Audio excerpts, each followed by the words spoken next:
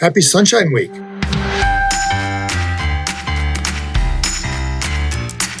Welcome to a special episode of the Local News Matters podcast.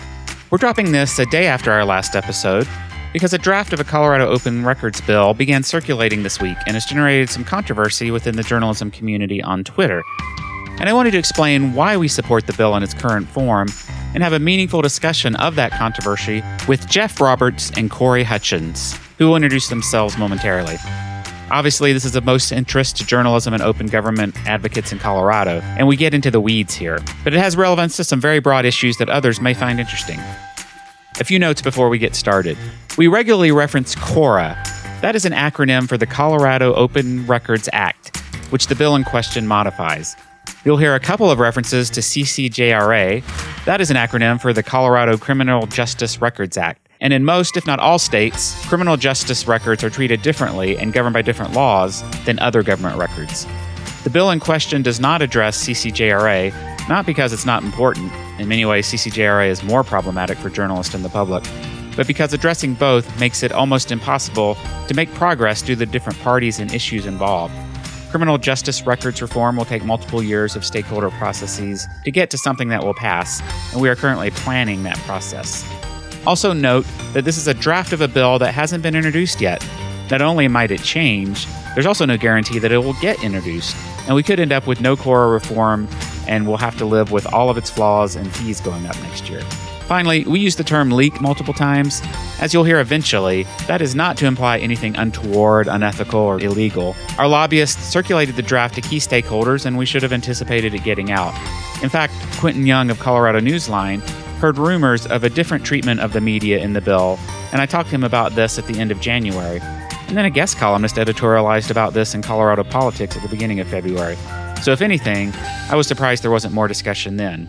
With that out of the way, on to the episode. Well, thank you, Jeff and Corey, for joining me for what is the closest thing we'll probably have to an emergency podcast. We don't do breaking news, but we have been working on a CORA bill this session and really for years and years. And a draft of it leaked yesterday, and there's been a lot of chatter on Twitter about it. So I wanted to gather the two of you to discuss it and let you ask some pointed questions, Corey. So to start, Jeff, why don't you introduce yourself and who you represent? Sure. I'm Jeff Roberts. I'm the executive director of the Colorado Freedom of Information Coalition, also the president of the National Freedom of Information Coalition.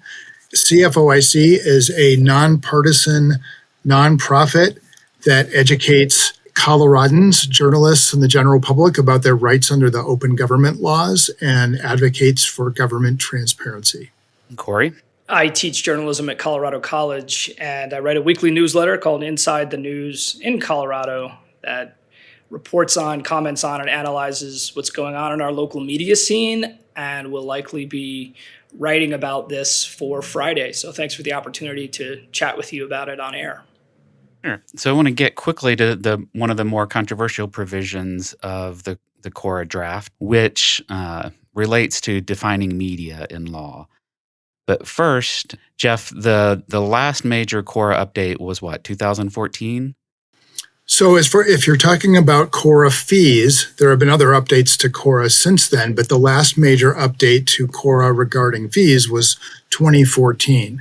So prior to 2014, there really wasn't anything specific in the law about how much governments could charge records requesters for what's called research and retrieval. That's what the name in the law is for, basically processing a CORA request. So that could mean anything from assembling the records, going through and redacting the records potentially if there's information in there that either can't be released or they have discretion not to release. So there were some court decisions that defined what a reasonable CORA fee was. And so in 2014, the legislature put some of this in statute. And what they said was that the first hour shall be free. And this is only for CORA. This is not for criminal justice records requests. So no, not for police records, things like that. But the first hour of research and retrieval should be free. After that, governments can charge $30 an hour for research and retrieval. And there was no cap on the number of hours that could be charged. They tied that rate to inflation. So every 5 years, it was going to go up. In 2019, it went up to $33.58 an hour, the maximum rate. Many governments adopted that. And it's going to go up again July 1st, 2024. We all know what's been happening with inflation. I asked Legislative Counsel, which sets this rate, to look at this last summer and to estimate it. And it was already in the high 30s, according to their estimate, and their projections showed that it was probably going to be over $40 an hour when they reset it. One of the concerns that we've had for years now is that the legislature capped the rate, the hourly rate, but governments can multiply that rate by 10, 20, 50 hours sometimes, making Cora requests extremely expensive for both journalists and the public. And then if you multiply that by $40 an hour, it gets even more cost prohibitive. And, in our mind, public records become off limits when that happens. And so one of our big objectives with this Cora reform bill was to get the price down. Not because it's going to save newsrooms a significant amount of money that's going to flow to their bottom line. I don't care if you're talking about the largest newsrooms in the state. I haven't seen the budgets for CPR or the Denver Post, but I would bet a lot of money that their Cora fees budget is very small and insignificant compared to their overall budget. No one from those organizations is banging on my door saying, help save our business because of Cora fees, and that all the way down to the smallest newspaper. But Cora requests can be made by any citizen, by anyone actually in the country, and journalists make them frequently, from the smallest paper to the largest TV station. And the fees cause a problem because no matter how big or small, none of them have significant budgets to put towards this. And so the fees become a way to just suppress information, intentionally or not, on the parts of the government. A lot of Cora requests just go unfulfilled because a newsroom doesn't have $500, $700, $9,000 to go get this one piece of information for a story they're working on. But that story could be very significant to the public. It could expose wrongdoing. It could expose all sorts of things that the public needs to know about. So that's why it's important. There are lots of other things that we care about in improving Cora, and the sponsor cares about as well. Jeff, can you tell us a little bit about the other provisions of Cora that this bill does try to address? Sure. And after this draft leaked yesterday, I had started writing a blog about what the bill does. I was going to publish this when it was introduced, but I decided to publish it yesterday since it was already out there. Somebody actually put the draft on Twitter. But so in addition to addressing fees, it also touches on some other sort of systemic problems that we've seen in Cora, some of which we've done reports on. We've had DU law students do several reports on various aspects of open government issues. One of them is email records retention. This bill touches on that. It doesn't really do any kind of major fixes to what we see as kind of a weak records retention law in Colorado, especially as it relates to emails, text messages, and things like that. But what it does is it says that if state agencies are involved in proceedings, and that could be some sort of administrative investigation or a hearing, not a legislative or a judicial proceeding, then they're supposed to keep these emails until the end of the proceeding. And so, that's one thing it touches on. Another thing that we've tried to focus attention on is a Cora exemption for records of sexual harassment investigations. And this has come up with a school board member in Denver before, and some other elected officials who have been accused of sexual harassment. Reports have been heavily redacted because of this provision in Cora. And this bill one of the things in there says that the final report on any kind of investigation involving sexual harassment of an elected official would have to be made public. So that's another thing. There's some things in there that have been pretty annoying for journalists and others who have requested public records, and this tries to fix that. One of them is it says that if a government entity accepts electronic payments and credit cards for other things, they should accept them for CORA requests instead of making the requester send a check or come down in person and deliver a check for records. Bringing the law a little bit more into the 21st century. And then there is another thing that some governments do. They charge per page fees for PDFs. We don't think the law as currently written allows that, but this clarifies that the 25 cents per page that's in the law is really for paper records. It's not for PDFs, which are, easily prepared and should come under that research and retrieval fee, the overall charge that they're making for that. So there's that. The other major thing that this bill does is it changes the response times for many records requests. And so it doesn't change them for journalists. So in the law currently, it says that the date and time set for inspection shall be within a reasonable time, and that's presumed to be 3 working days. That's how the law is written.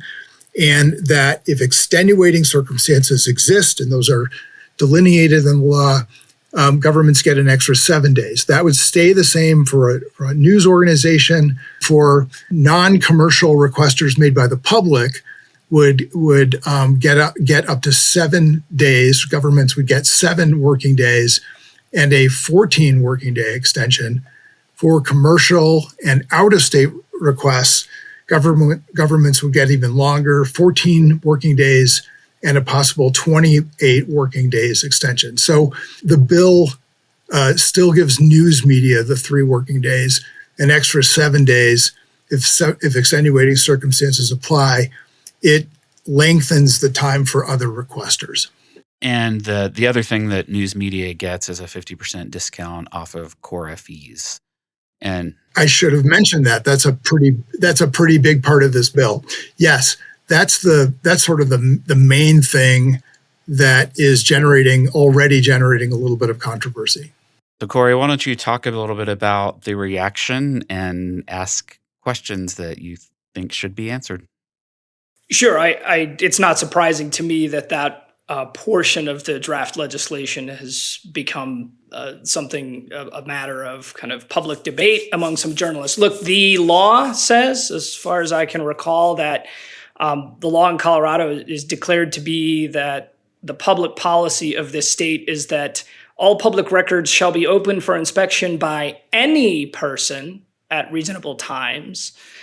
And it's not a law for journalists. I think in practice, a lot of journalists wind up using the Colorado Open Records Act for their news gathering purposes. But yesterday, when a draft of this legislation became public on social media, some journalists weighed in and said that this really didn't seem like the best idea. Journalists, do advocate for things or shared values, and one of those is transparency. It might be a better look for journalists and news organizations if they're advocating for the people and any person as prescribed in the law who's filing an open records request and not looking for some sort of privileged discount for what they're doing. I also think that what's going to be an issue is the idea of trying to define who a journalist is. And I think that that's what it looked to me anyway when I looked at the draft legislation, like these lawmakers were trying to do. And that's, lawmakers have tried to do that in the past. A lawmaker tried to do it last year with a bill that had something to do with local journalism. And I think, interestingly, that definition was different than this one. And so we can kind of poke and prod at some of these different provisions as we see lawmakers trying to decide who is or who isn't a journalist. And in looking at it, it looked like I might not qualify under this draft legislation as it's written if I tried to file an open records request if this law were to pass. And the provision that I think might block me, let's see, I do carry media liability insurance, and to be upfront about it, I pay $1,500 a year for that. So right there's a barrier for somebody in the community who might be doing an active journalism who wouldn't get the privilege benefit because they can't afford that $1,500 a year media liability insurance. I've been in business for the past 4 years. I declare my ownership to the public. But there's a provision in there saying I have to work 30 hours a week. I have a full-time job at a college. I write a newsletter, which is where I do my journalism about journalism. Am I putting 30 hours of work in? I think I am, but I'd love to, be grilled by a judge. Or I wouldn't love to be grilled by a judge under some circumstance if somebody were to challenge that. And so I really wonder if what might be more appropriate is to give a privileged benefit for the act of journalism instead of trying to get into the business of determining who a journalist is, because governments don't like to do that and journalists don't like it when governments try. All right, there's a lot there to dig into, so let's try to tease this apart. Saying that some people thought this wasn't the best idea is an understatement. I think high dudgeon might be an accurate description of some of the reactions. So let me lay some background first. Jeff and I have seen the legislative process. By the way, Jeff is on the CPA Legislative Affairs or Advocacy Committee. And so he's been part of this process. Doesn't mean he agrees with everything. Doesn't mean that, anybody on the committee agrees with everything. This is not a perfect bill. We've been very involved in the shaping of it. But legislative lawmaking, crafting legislation is a messy process. It is sausage making. And there are compromises, and it can make one cynical, but I actually think there are legitimate concerns in why compromises have to be made.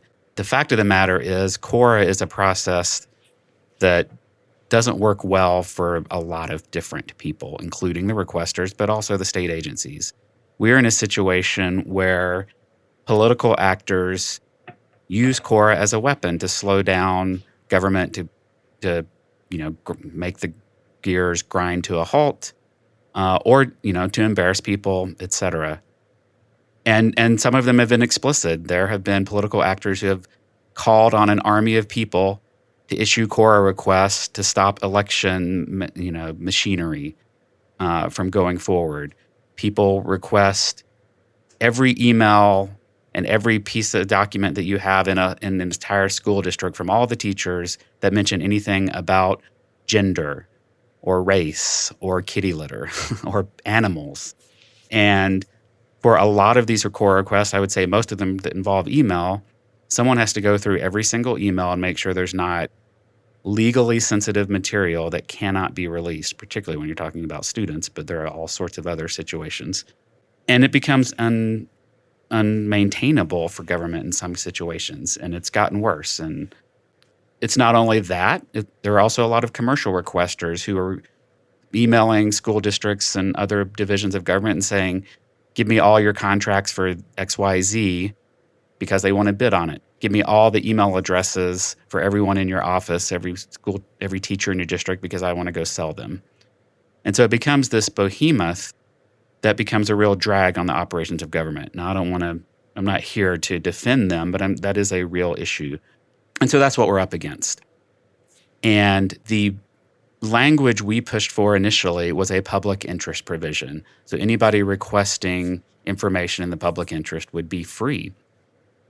Journalists aren't even getting it for free in this bill for lots of reasons. Some of them I just illuminated. That's the ideal. That's what CFOIC would like. I think it's safe to say, Jeff. That's what CPA would like. We understand why that's not going to fly, because every political actor will say their request is in the public interest. And so there's that. Now, defining journalism is probably the most controversial piece, I think. And a couple responses, and Corey, feel free to jump in and push back on any of this. One, it is a fiction that we don't already do that. in the state and in this country. It is an ideal. The ideal is what you said. Anybody doing the act of journalism, that is a journalist. The First Amendment says freedom of the press. It does not define press, and it has largely been interpreted very broadly. That is the ideal. However, in practice, that is not the reality at the federal, state, or local level. We have court rules right now that define who can bring a camera into the courtroom. We have statutes in all 50 states about who's a legal newspaper. There are a number of other rules about who gets press passes and into briefing rooms. That can get political, but it is a reality because just allowing someone to say they are doing journalism and carry their camera into the courtroom would not be feasible in some situations. Allowing everyone into the White House briefing room because they say they're a journalist is not feasible. So we already do it to some extent. Not only that, the Federal Freedom of Information Act defines news media. Many states provide free access to news media requests. Some of them make it broader for public interest, which again was our ideal. But this is not unprecedented or unheard of. And I want to get to the specific definitions, but any reactions to that, Corey? Oh, yeah, sure. You mentioned the word reality, and I guess I would be curious about to what extent the lawmakers who are writing this are doing it in a way that is reflective of reality. And, as somebody who, just in the past year released the Colorado News Mapping Project, where we're looking at where people are getting their news and information in all the 64 counties in Colorado, we're seeing that, the news and information landscape when it comes to who's producing it and who's doing news gathering looks a lot different than I think your average lawmaker probably understands. And so by trying to create some narrow definition about what a journalist is, I think should be something that is thoughtful. And as we already saw yesterday, you're going to see who's going to get who is going to kind of get undermined by this. Quinton Young is the editor of Colorado Newsline, and nobody would argue that that's not kind of an emerging player in our news and information landscape. It's part of a network of one of the fastest growing nonprofit news companies or nonprofit newsrooms in the country. And he said that it looked like he wouldn't be able to get the benefit from this because he hasn't been around for 4 years. So stuff like that. And obviously I know you mentioned compromise and those things will kind of come in and out. But I do think, if anybody is trying to look for a definition of the news media, it's going to be tough. It is because it looks a lot different. It is definitely tough. But the lawmakers, to be fair, they were looking for our input on that. So they're not doing this in a vacuum and coming up with what they think. This is part of a process that goes back all the way to LJSA, the Local Journalism Sustainability Act of the federal government, which is where most of that language came from, which was also used in the advertising bill that I think you were referencing last year. It was a subset of that. Quinton would qualify. It says 4 quarters, not 4 years. Yeah. And you would probably qualify, particularly with your press pass. Most agencies want something clear. They are not looking to have a fight and deny. They actually want some clear guidelines so they can say, okay, yeah, we've got some evidence that that's a journalist. The spirit of it is news media, and I hope that agencies will, by and large, respect that, and that will be enough. But there needs to be some guidelines because, as I said, every political actor will claim to be a journalist if it gets them some benefit. Sure, and at the same, on the same level, kind of, the way that this is written, does that mean that the propagandist on the opinion page of the newspaper owned by some big corporation who's filing open records requests based off of the latest moral panic that's been drop-kicked into their editorial agenda by some presenter on cable news gets some sort of privileged benefit, but the local former newspaper reporter who now independently does a one-person Substack newsletter filing open records requests to try and find out what's going on with some development issue and filing records about the zoning laws isn't going to be able to get privileged as well. Those are things that we're going to have to take into account. Yes, but there is no way to take everything into account. We're trying to get as close as we can to something reasonable. In your example, the columnist would get a core request. They need to be operating on behalf of the paper. So if someone's on a personal vendetta that is not, intended to be, because that never happens on the editorial page. But they would. The independent journalist, they can meet those criteria, but they're going to need to jump through those hoops. However, if they show up with a press pass from CBA or CPA, they are likely to get their core request waived. In fact, the current draft says that is sufficient proof. Again, Can I just ask, can when, and maybe Jeff, you might know this, when anybody files an open records request in Colorado, can't they ask for a waiver? Can't they just say, based on the content of my request, might you please consider not charging me for this because it's in the public interest? And can't governments just give that? So we have a template on our website in our Sunshine Laws guide that includes that language. We recommend people do that, journalists do that, or anyone else who thinks that their request is in the public interest. But it is completely up to the records custodian whether to grant that or not. And they often do not. Sometimes records requests will come down to, if it's a reporter who has been covering a city government, for years, there's a relationship there. Sometimes they just get the documents. They may not even have to do a core request. But a lot of governments want you to do a core request, and they know that they can charge. The law allows that. It doesn't fully, probably recover all of their costs some of the time. So they do that.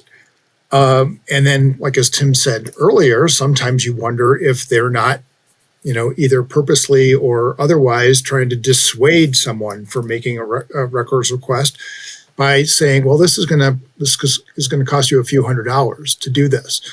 And sometimes that's a reasonable thing when someone is asking for every email that mentions, animals or something like that. They do need to tailor that request. They need to narrow that request. So yeah, waivers can be granted, but it's really up to the government, the records custodian, to decide to do that. I want to mention something, a little bit, back to the reality piece of this. We have been trying to focus on this issue of cost for years. We had a DU law student do a report in 2020. We have many, many examples of journalists and other people being charged lots of money for core requests. We know that price is going to go up with inflation. So we've been trying to get legislators' attention about this, and there just does not seem to be the interest, the will to really tackle this for everyone. And then, of course, it's complicated, like Tim said. This is where we are. So this is the proposal that we were able to get a lawmaker interested in. It does something. So I want people to know that this isn't the thing that we just hatched. We really did want a break for requests in the public interest. It's, some states do not charge for research and retrieval. This is not something that everybody does. Colorado made this decision a while ago, and this is where we are. Yeah, and I want to be very clear here too.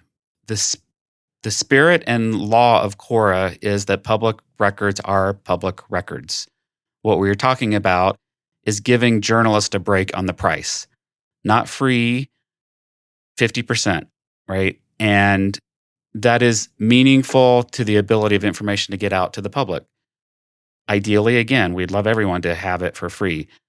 It's not going to happen. And I'm not completely sure it should happen from a public policy standpoint because of how Quora is weaponized. And so the alternative is we remove that provision and we start paying, $40 plus, starting I think next year. Is that in the interest of the public? Is that in the interest of an informed community? So in practice, I think we should probably talk about like what this actually looks in practice and try and think about some concrete examples of how this would look. So as I understand it, you have a problem where people are filing open records requests for either political reasons or for commercial reasons. And then let's set that aside and say that there are other people who one might describe as a journalist, one might describe as somebody practicing journalism, trying to find information that's in the public's interest because they're going to broadcast something about that to illuminate for the many what's known by a few, to help the people make decisions in their lives. And we have some governments that sometimes just don't want to provide that information, frankly, because it's embarrassing, right? That's different than like having a recalcitrant local government not giving you information because it doesn't make somebody look good, is different from having to spend a lot of time and energy and staff hours combing through emails and things like that or printing things out, right? So if you're trying to delineate between those two, why do you have to define news media and why can't you do it based on the content? Because in the end, if somebody wants to challenge this, they can go to court, right? They can go to, isn't this how that gets adjudicated, Jeff, that if whoever I am, I file an open records request, government denies it, my appeal is to go to a judge and present my case? Yeah, that is the only way actually to legally challenge denial of public records in Colorado. Some states have an administrative process. Colorado is not one of those states. And let's be clear, though, that challenge, nothing about what you just said changes under the current law. Only the cost does. And Jeff, I believe you and I talked about this. We don't know of a case where someone's gone to court over the cost. Right. Is that right? It's not. At least there's no case law about that, other than those cases I mentioned at the outset, the pre-2014 cases that defined what a reasonable Quora fee is. There may be some district court lawsuits that have been filed about cost. There was one, I think, related to pandemic records, but I think it got settled. And I think that was also about delays. But you don't really get those. And and Quora really is about the provision in there about legal challenges is really about whether records have been withheld or not how much they cost, although you could maybe make a case that having a large price tag is essentially withholding. Yeah, and that's what I meant in practice. I probably misspoke when I said if you're blocked on it. But if it seems cost prohibitive to get, if the government says this is going to cost $10,000 or $30,000 for these records, and I believe the public should have access to them, my redress is to go to court. But you're saying that doesn't happen in practice. That's interesting. I didn't know that. And maybe it doesn't happen because it does take some money to go to court. Yeah. And you don't know if you're going to prevail and get your costs repaid. So that's perhaps why it doesn't happen, because if you don't have the money to pay for the records, you may not have the money to go to court. Who's going to lobby for the provision that if anybody goes to court for something like this in a request based on the public interest and a judge decides that it is in the public interest and the government has to produce it, the government also has to pay the court costs? Well, there is what's called fee shifting in Quora now. So you prevail as a applicant who's been denied public records, then the judge is required to pay attorney's fees and court costs. The judge is required to order the payment. Okay. That's even though we do not have that administrative appeal in Colorado, that's something we do have, and that's really important. Great. Other pushbacks, Corey? So am I under the impression that you all helped write this? Yes, we submitted Or a fair amount of the language. I guess I'm curious how you came up with the definition. So as I mentioned, that largely came from the Local Journalism Sustainability Act. And that bill, which pieces of it were part of the Build Back Better that did not pass, but is still actively being pushed. Probably won't happen in this Congress, but it's possible. So that bill gave tax credits for newsrooms who hired journalists. And there was, I believe, the price tag, it was in the billions. It was over $1 billion in tax credits to news organizations. So they had a very definite interest in making sure that what we call pink slime news sites that were just there to get the money, just there to push a partisan agenda and not do what most of us would consider real news, that they were excluded. And so there was a lot of thoughtfulness, and this was, again, largely driven by industry, not lawmakers. It was in collaboration with lawmakers to try to figure out how do you weed out bad actors, and that was really a big part of what we were talking through with lawmakers and lobbyists from agencies and that sort of thing, because that was their concern. Generally speaking, while there are bad actors in agencies and city governments and county governments, the people that are at the table talking to us, by and large, are concerned with the good actors and how do they not get taken advantage of by these people trying to grind the gears of government to a halt. And so the concern is also weeding out the bad actors. And so that's where that came about. And LJSA had done a lot of the heavy lifting. We looked at other places that tried to define news media. And so just for people who haven't read the bill, it includes things like liability insurance, which, Corey, you mentioned you've gone through. And you do have to jump through some hoops to obtain that. You have to not be a C4 or a C6, which weeds out trade associations like Colorado Press and Colorado Broadcasters Association, and C4s weeds out political fundraising organizations or political action organizations. You have to have been around and published for 4 quarters so that someone's not just starting up and saying, hey, I'm going to start this new publication to expose cat litter problems in the school, furries, things like that. And so, and the goal, and Steve Waldman, who worked on the LGSA, has talked a lot about how they were very much trying to guard against government interference. Again, billions of dollars were at stake, and they didn't want this to be a sword that governments were hanging over individual papers. So the government was not involved in deciding.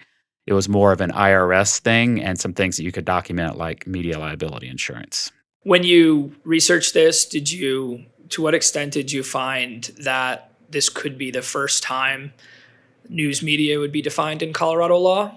And what could be the implications of that? Well, as I mentioned, we don't define news media as a whole, but we do define pieces of news media in law and in court rules. So only certain entities are allowed in to record court proceedings. We have legal newspapers that are defined. So that's reality right now. So there already is that. There are I understand people's concerns about setting precedent, and that's why getting this definition to be something reasonable that weeds out bad actors, but is also broad enough to get a lot of people, not everyone, certainly, is important, and to make it something that the government isn't able to easily manipulate to punish, papers or other journalists that write things about them. And you said that you thought that I might qualify because I have a press pass through the Colorado Press Association because I'm a member. Yes, and that's not something we push for. In fact, I tried to resist it. But the agencies don't want to be in a decision-making process. They actually don't want to be in the situation of having to to adjudicate who's press and who's not, and have that be arguable. I mean, as much as seldom as these things are brought to court, they do live in fear of that. Again, not necessarily the bad actors, but most of the actors live in fear of that, and so they want something clear. And I don't know who suggested it, but having that press pass from the broadcasters or press association was deemed sufficient.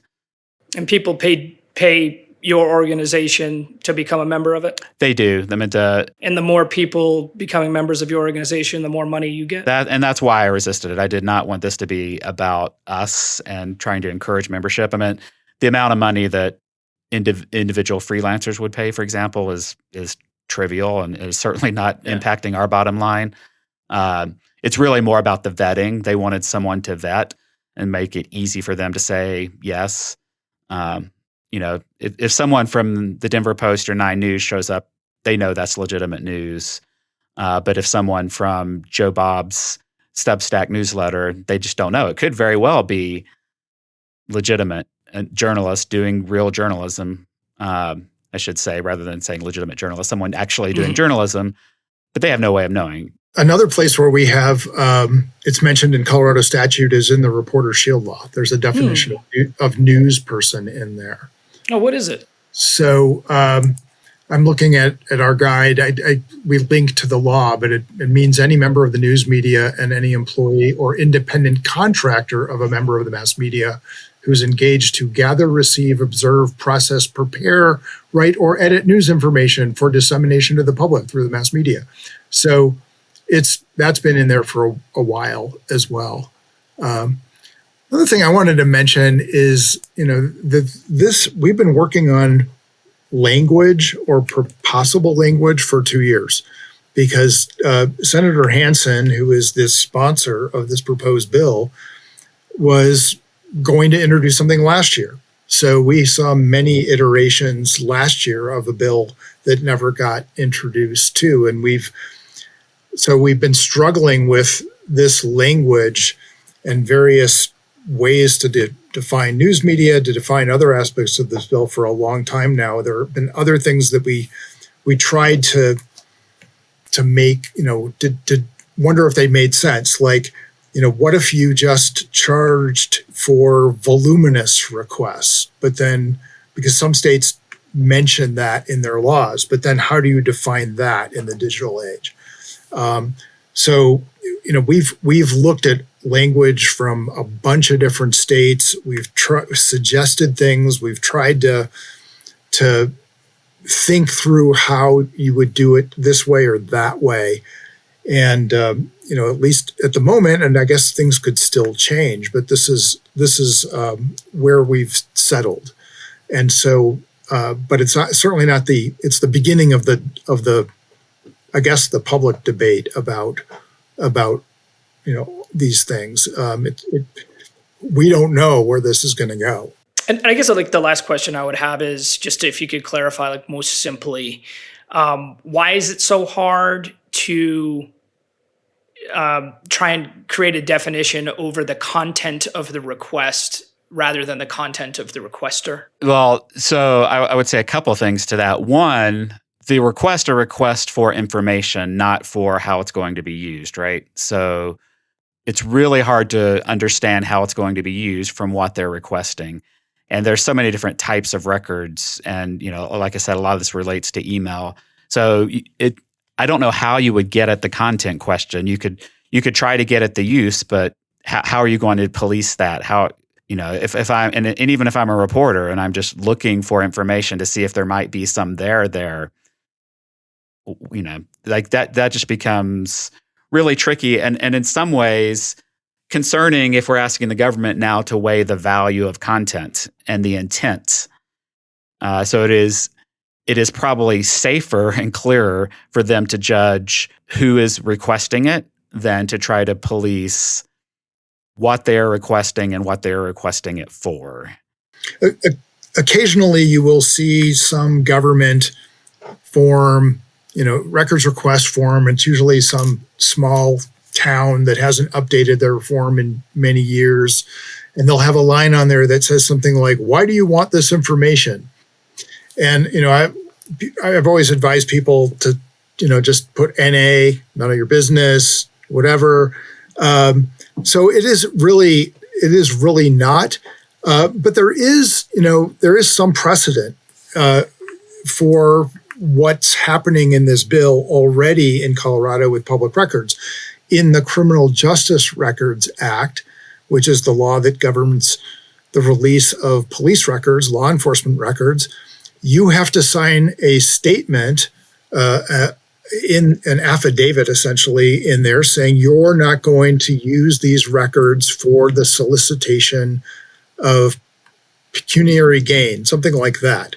So that's been in the Criminal Justice Records Act for a while. It's kind of comparable to the commercial purpose portion of provision in this bill. Although I want to point out a big difference between the two, and we did take some of that language from CCJRA. CCJRA allows them to flat out deny the use of that information, deny the request. Cora does not. This does not change anybody's ability to get the information. It just changes the cost by giving a discount, doesn't raise it for anybody, and the timelines. Right. And CCJRA, as problematic as Cora is, CCJRA is more problematic, but that's a harder nut to crack. We definitely plan on trying to attack that, but we wanted to get this out of the way first. Oh, yeah. There was some Twitter discussion of that yesterday, too. At least one reporter from the Denver Post was like, I don't see anything about CCJRA in here, and that's got all sorts of problems. I've been waiting for records from Aurora since last July or August or something like that. And that's a major issue in that. The credit card provision in this bill for Cora really needs to be applied to police agencies, because they often make reporters come in person or send checks, things like that. So there's lots of issues there too. Which, if you live in Denver and you're going down to Denver PD, that's not so bad. But if you're on the western slope and need to get something on the Front Range or vice versa, that is almost tantamount to a denial.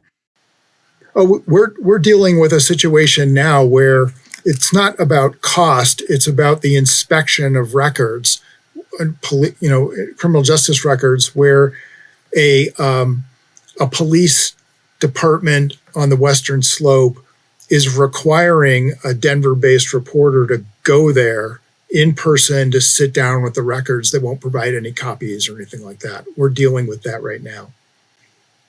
Well, I think the committee hearings on this could be quite lively. I look forward to covering them. Definitely. And let me just say a couple maybe final thoughts. We'll see how it goes. This is a hard issue, as I hope people have gathered from this. And the politics of it are particularly hard. I mean, we are very grateful for Senator Hansen for sponsoring this bill. Even our biggest champions at the Capitol, people who have really gone to bat for us on a number of other bills, even they, when they came to our event at the old Public Media Center, or when our lobbyist will come up to them, how can we help? And the next sentence is, but don't talk to me about Cora. It is a dirty word at the Capitol because they all get Cora to death, not by media generally. I mean, media do Cora them, and sometimes that's annoying to them. That's not their concern. It is all the political actors, and they've got one staff person, and they lose half a day for someone to go through their calendar or their email, things like that. So that's what we're up against. Now throw in the governor's office, now throw in city, counties, every agency. There are lots of people who would rather live with the broken system that we have now than risk making it worse.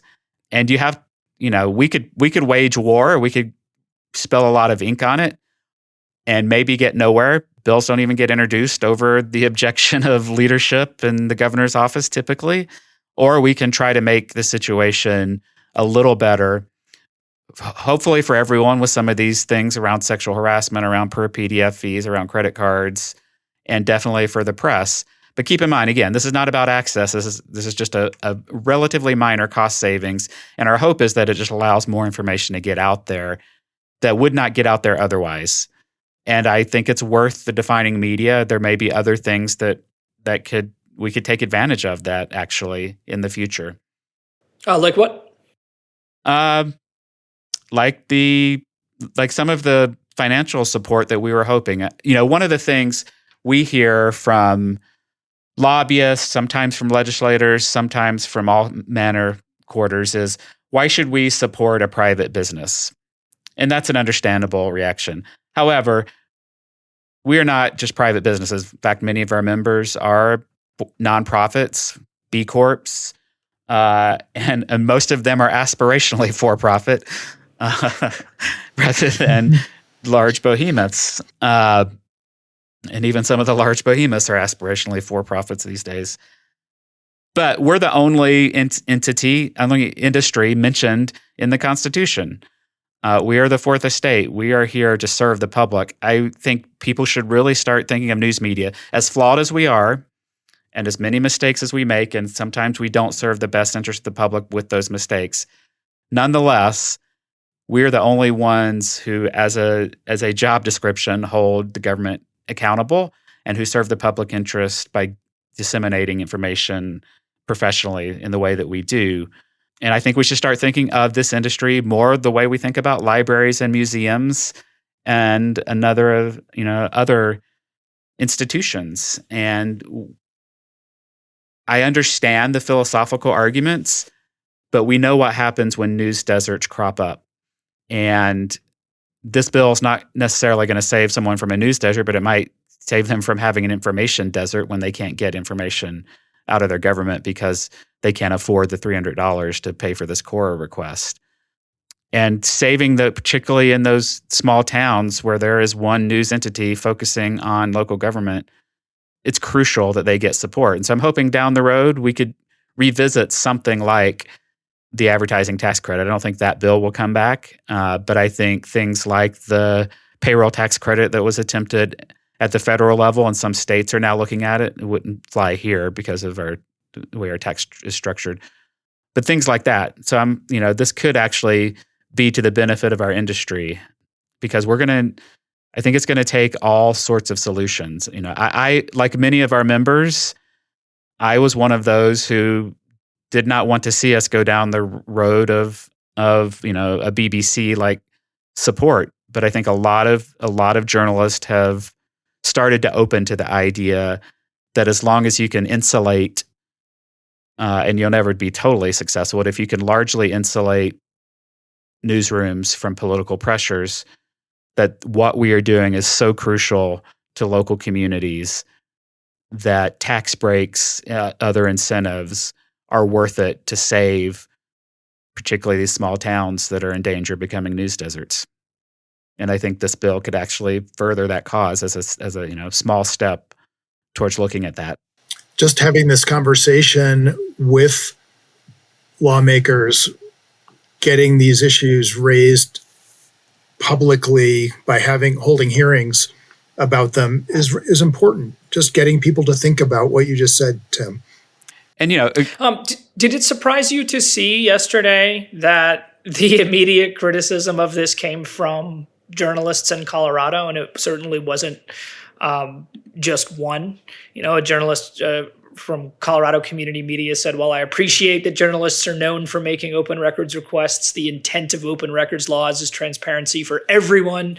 So I'm, quote, not a fan of having a special discount for some and not for others, just lower the fees." And, that was liked by, a half a dozen journalists from in and outside Colorado. And you saw the other comments from some other journalists as well. I'm just curious to what extent you were prepared or surprised by that. Not surprised at all. I mean, because we ourselves as an association have taken that position in the past. And what I was surprised for was the fact that it leaked and we didn't have, our plan was to get ahead of it once it was introduced with a long explanation of here's why we... You said leaked. How did it leak? Oh, well, leaked might be an overly strong word. Technically, it might be true. Drafts had started to circulate, I think, 2 days ago to lobbyists, basically. Okay. And so, it shouldn't have surprised us that lobbyists might have given that to the press, and particularly lobbyists who didn't want to see this provision, and they knew a lot of journalists wouldn't like it. That's what I suspect might have happened. But, we're all for transparency, so it's not that we're upset that it leaked. It's just we thought we'd have a little more time to proactively explain why we thought this was an acceptable provision. And I'm not surprised either, Corey. That's been my stance. I would say that it's still my stance that everyone should be treated equally, and that's why we've been pushing for that for years. Actually, do something about the cost for everyone. And what I hear from, I run a hotline, a Freedom of Information hotline, so I hear from journalists, and I hear from those people, those public requesters who are just trying to get more information about what's going on in their community. And so that's who we try to represent. But what, those journalists who are critical of this, we want to make sure that they also understand the political realities. Yes, give a break to everyone. I agree with what that poster on Twitter said. We haven't been able to get a legislator interested in that. Yep. And given the realities of how Quora is being used, it's not as if I think the entire industry writing editorials and filming segments about it and doing TikToks and tweets, that's just not going to change that. So if we could at least get this, hopefully it frees up it allows some journalists to get some information that they just would not have paid for before. And the Colorado Freedom of Information Coalition would help anybody get access to information or a reduced cost if you felt they deserved it, whether they were defined by the government as news media or not. Is that correct, Jeff? Absolutely correct. I mentioned I run a hotline. I've fielded 5,200 inquiries, I guess you'd call them, since I took this job. I got 10 yesterday. And we help anybody for free. So it does not matter who you are, why you want records. If we can help you strategize about getting public records when you're entitled to them, getting access to that meeting, finding out, why your city council members met in secret, whatever the issue is, we're going to try to help them. And again, keep in mind, the news media piece here is to keep timeframes the same and give a slight reduction in cost. I mean, 50%, you can argue whether that's slight, but it's not material in terms of finances. It's just about getting that information out. So all the information is still accessible. Any agency can choose to give someone that reduction or waive the fee entirely at their discretion. And freedom of information bills, nationwide, there are exemptions for public interest or news media. The federal FOIA does. Illinois gives an exemption for news media. And then for some others, as long as it's non-voluminous, nonprofit, scientific, and academic orgs, Kentucky, Connecticut, Iowa, Michigan, Oklahoma, Oregon to some extent, Ohio, Rhode Island encourages it. Texas has a reduced charge. There are a number of other states that provide breaks for either news media or public interest. We'd love to see more of that. We'd love to see it broader, but it's just not the reality. And I think the other changes in the bill are good, and we risk losing those too without this.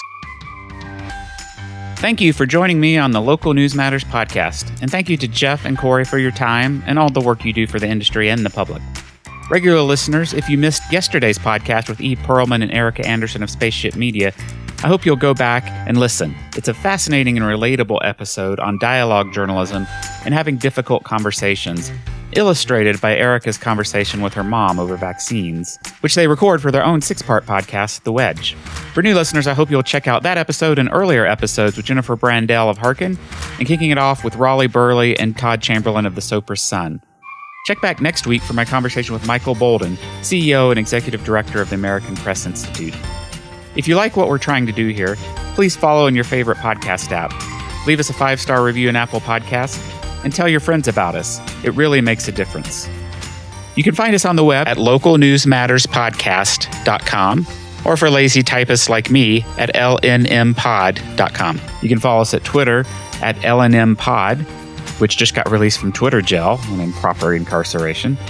And if you have recommendations of others doing interesting and innovative work in local news, let me know through the contact form at the website lnmpod.com.